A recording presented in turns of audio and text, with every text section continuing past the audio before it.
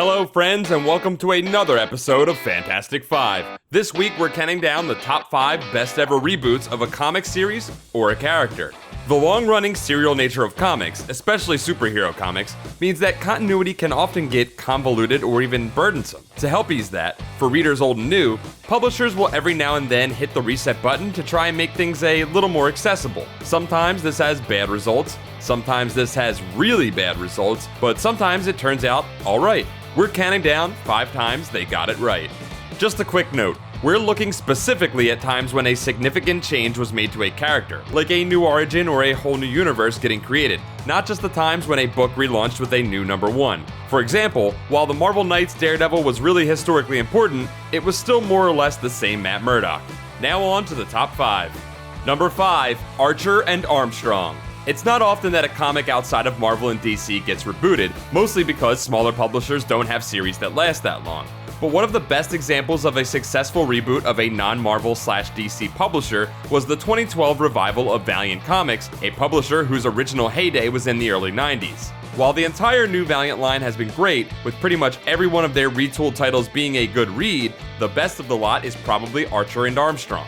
The original 1992 Archer and Armstrong series was already pretty great, but the 2012 version refined the formula, turning the story of the unlikely friendship between an escapee from a religious cult and a millennia-old immortal into one of the best buddy comedies in comics history. Number 4, PostCrisis Wonder Woman. Many DC characters benefited from the creative reinvigoration that came in the wake of Crisis on Infinite Earths, with such stories as Man of Steel, Year One, and Emerald Dawn becoming classics for each of the characters featured. But the character who probably benefited the most from the Crisis reboot was Wonder Woman. The Amazon princess had been struggling to find her footing story-wise for over a decade by the time George Perez reinvented her in 1987. Diana had lost her powers, regained them, moved from Earth 1 to Earth 2, with new creative directions coming every few months. The post-Crisis relaunch worked to solidify things, giving Diana a new origin, a new supporting cast, and a new set of powers that put her on par with the most powerful of DC's heroes. Number 3, Ultimate Spider-Man. Things were pretty bleak for Spider-Man fans by the end of the 90s, following the morass that was the Clone Saga and Spider-Man Chapter 1, and just, ugh. While there were some bright spots here and there, it was mostly enough to turn some readers off Spider-Man for good. The best strategy to reinvigorate Marvel's flagship character turned out to be the completely clean slate offered by the Ultimate Universe. Brian Bendis and Mark Bagley started Spider-Man over, with no ties to any previous or current continuity, and were able to make the character their own. The Ultimate Universe went on to include lots of other titles and creators, but Spider-Man remained its most consistent title, even managing to itself be rebooted and get even better. When the Ultimate Universe was destroyed during Secret Wars, only Ultimate Spider-Man managed to survive, and that's because he's the best. Number 2, Silver Age Flash.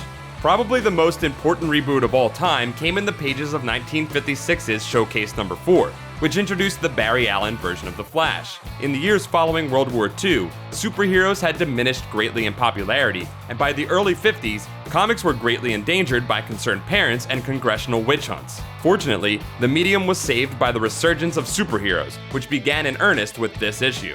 The Flash, a character who had been popular in the 40s, was completely reinvented with a new identity, new origin, new setting, and an all-new sci-fi feel for the atomic era. This book was so popular, it is considered the beginning point of the second great era of comics history, the Silver Age. And number 1, Giant Size X-Men.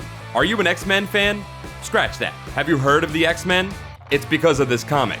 As many fans know, the X-Men were the least popular of the major early Marvel titles and had been in reprints for several years by the time Len Wein and Dave Cockrum decided to give the concept a new spin in 1975. Injecting new life into the title with a brand new team of members who have gone on to become some of the most popular characters in comics history, including this obscure furry Hulk villain, whoever he is. By the time Chris Claremont and John Byrne had taken over as the creative team on the book, X-Men was the best-selling title in comics, a position it would hold for about 20 years. If you enjoy those X-Men movies, you have this oversized story of a bunch of rookie mutants fighting an alive island to thank. That's all for this week. Join us next time as we say 5 more definitely right things. Thanks for watching this episode of Fantastic Fives. Don't forget to like this video, subscribe to Comics Alliance for more comic facts, and check out comicsalliance.com for more comic awesomeness.